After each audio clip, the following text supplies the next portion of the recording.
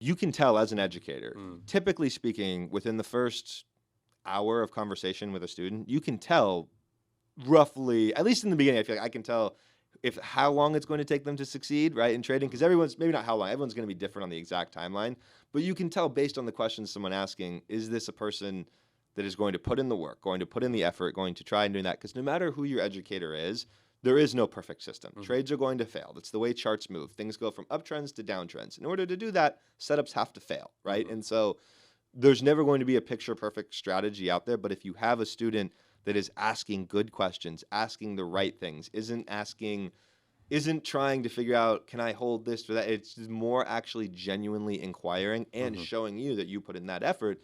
You can tell that they're going to do well, but it also makes you want to help them more, at least because you see, you're like, okay, you took 20 minutes out of your day to write up, and you also took 20 minutes to write up in a way that makes it easy for me to answer. Yeah. I'm going to go out of my way to give you a solid answer in return, right? I'm going to go out of my way to make sure that I'm covering every detail of what you asked, because I can tell you went out of your way to make it easy for me, right? Like, I truly think that if there's any hack that you can have in order to have a better relationship with the mentor that you have, in the questions that you ask, make sure, is this something I can Google? If it is, I'm not asking my mentor it, right? If it's a Googleable question, that's, and again, that might vary on the specific topics, but if it's something that's generally, or like times, basic broker questions, those kind of things, those things can be avoided, right? When they're the questions that, hey, this setup looked really good and it failed. Was this something that just failed, or was there an error in my thinking? Those are the type of questions that you bring to your mentor, and those allow you to develop that really close personal relationship. Every mentor that I have had,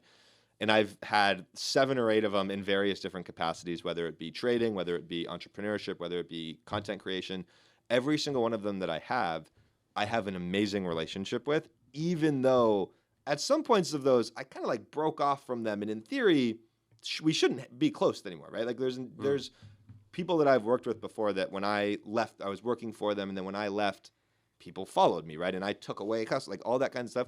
We, in theory, shouldn't have a good relationship. But if you build that bond and you ask these people the right questions, then your relationship becomes above all else. It becomes all above any type of business. It becomes any type of above anything else. And really, it all starts with how much effort are you putting in when you're asking your mentor a question? Definitely. And where did that mindset stem from there? Is that something, a thought process you've always had, or is it something you picked up or learned from?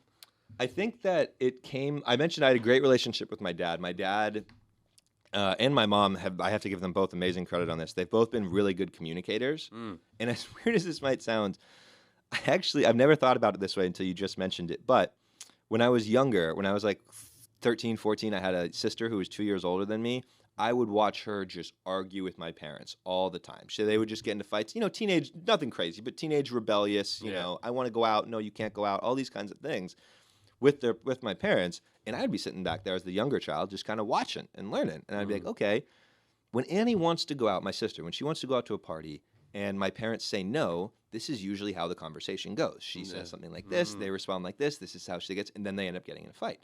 So I kind of learned, I was like, okay, if I can make sure to ask my mom and dad the right, which sounds so crazy to think that this is the analogy, but it's like, if I can ask my mom and dad the right way to let me go to this party, maybe they'll let me go to the party and we'll be on good terms afterwards. And I almost think that is where it kind of came from for me, is that I learned by watching my sister do it the wrong way, right? And then I started to be like, okay, here's how I can change what she did in order to get a better outcome, right?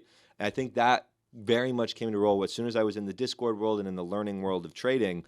I started to see that, okay, when I see someone ask a question like, why are we long on SPX right now, right? They didn't get a very good answer, right? And I started to see that. I started to see that the creators or mentors that were answering those questions would kind of be like ignore them or give them a less better response. And I saw that I was like, okay, well, hey, if I phrase this question a little bit differently, much like I phrased it differently than my sister did trying to go to a party back in the day, if I can phrase this differently and communicate a little bit better, then I can get a much better result, right? And I think that for me is where like the level of detail and specific nuances of how you communicate, I think can absolutely change your life, right? The way you ask a question, the tone that you use, all of these little things can absolutely change your life, because one good relationship that comes out of the way that you acted and the way that you spoke can set you up for generations, right? So